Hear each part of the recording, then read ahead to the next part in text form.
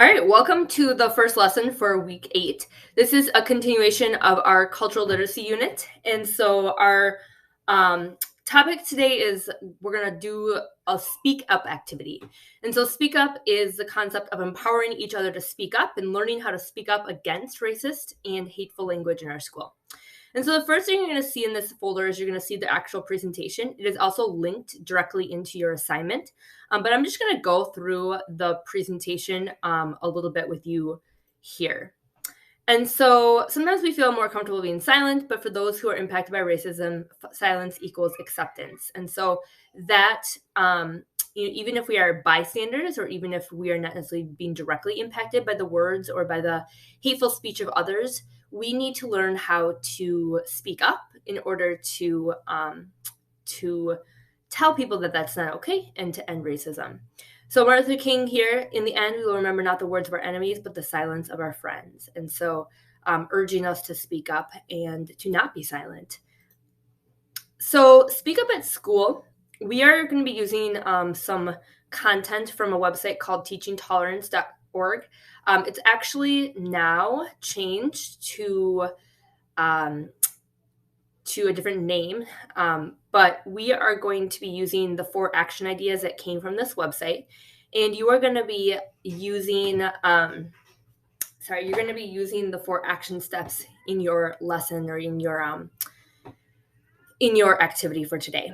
So the first actions, here's the 4 action steps. So when we hear something that is hateful or when we hear something that is racist or see an action, the first step is to interrupt that action or that speech. The second piece is to question, the third is to educate, and the fourth is to echo. And so we're going to go through those 4 things. So here's the scenario. This is the example. I'm going to read this example to you guys, and I'm going to talk through how you would do those 4 steps in this scenario. So Miss Kraft cheerfully greeted students at the door as they arrived in the class. Some were excited for a new date, and others were tired from the night before. 2 students, Emmanuel and Chris, started arguing about something as the class became quieter, trying to figure out what was happening. Before the room was completely silent, Chris glared at Emmanuel and said, "Oh yeah, go back to your country. We don't want you here." Both boys angrily sat down in their seat before Miss Kraft could tell them what to do. Another student, Keisha, looked at Chris and said, "Wow, Chris," to which other students responded with laughter. Miss Kraft could sense the tension building, and didn't want to draw attention to the argument and make Emmanuel feel uncomfortable or Chris more angry, so she quickly reminded students to focus and get their materials ready. So the question is, what would you do? So in this scenario, the teacher really does nothing. Chris had made a comment that was derogatory against Emmanuel possibly being an immigrant, and the teacher really did nothing. So the first step of the action steps is to interrupt the behavior. And so it's to speak up against every biased remark every time it happens. Make sure to focus on the comment or behavior, not on the person. So really focusing on like the comment or the behavior really not being okay. So saying things like, just saying things like stop. So without anger, without guilt, we're not assigning guilt, we're not assigning blame, we're not lecturing the person, we're just staying calm and straightforward and saying, stop that behavior. What are some phrases that you could use or sentences you could say to interrupt racist behavior or language? So think about that, but you're going to be giving this a little bit of a practice. So here's some possible phrases. So, hey, that's not cool. Or what you said or did could be hurtful to others. That phrase might not be offensive to you, but it is to me. That makes me feel uncomfortable. Please don't say it in here. So just remember that speak up conversation, just interrupting what you said because it's hurtful. So the first step is to interrupt, to let people know that you're not okay with what they said, or you're not okay with the either racist or derogatory statements being made. The second step is to question. So ask simple questions in response to hateful remarks, behavior, and to find out why the person said or did that and how they can best address the situation. Remember to focus on the behavior and not make assumptions about the person. So what are some questions you could ask? So here are some possible phrases. Do you think that's okay to say? Why did you say or do that? Can you tell me what you mean? Do you know what that word means? Remember that, so I'm questioning why you think it's okay to say something hurtful. So that is the point of the questioning, is that you're questioning why that person may think it's okay to say something hurtful. Once again, you're not attacking the actual person, but you're attacking what they said. And then the third step is to educate. Hate isn't behind all hateful speech and behaviors. Sometimes it's because of ignorance or lack of exposure to diverse opinions. Other times, people may not realize that the negative power behind certain words or phrases. So, a good first step in the moment when you hear hateful language is to explain why it's offensive. Remember to focus on the comment or behavior and not generalize that to students. So, what are some phrases you can use to help educate? So, a couple of things. You could say things like, do you know the history of that word, phrase, or behavior? This is why what you said bothers me, and then explain why.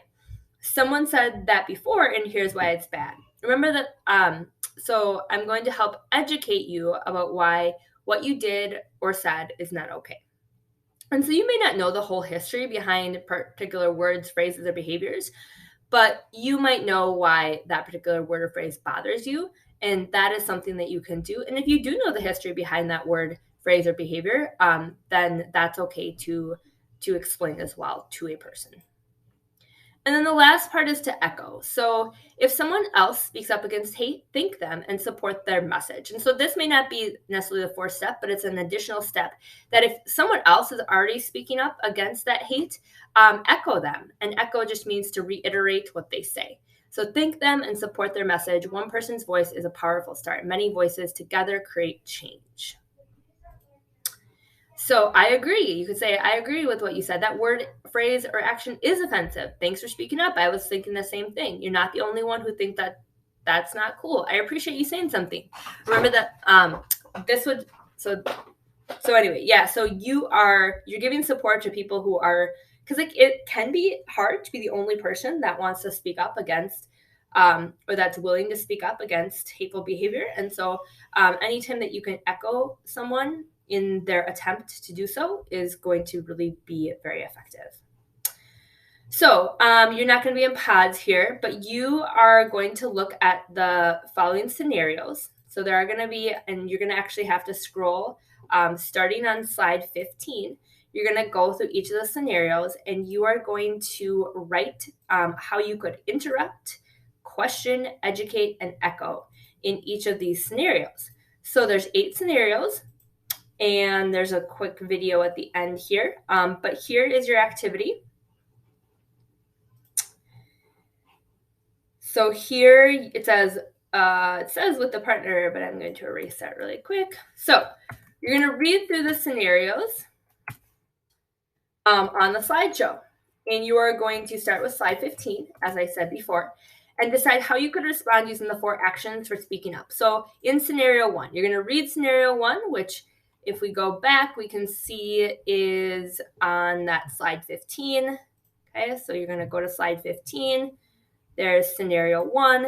You're going to read the scenario, and then in your document, you're going to write down what is something that you could say or do to interrupt the situation, and try to make them a little bit different for each scenario.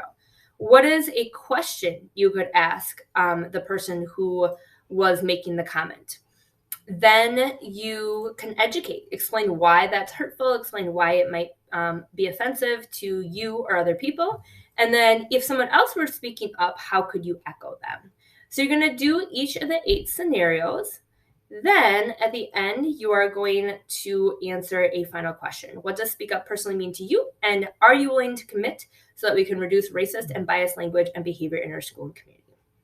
All right, that's the first lesson for this week. Have a good week, and let me know how I can help you by coming to office hours.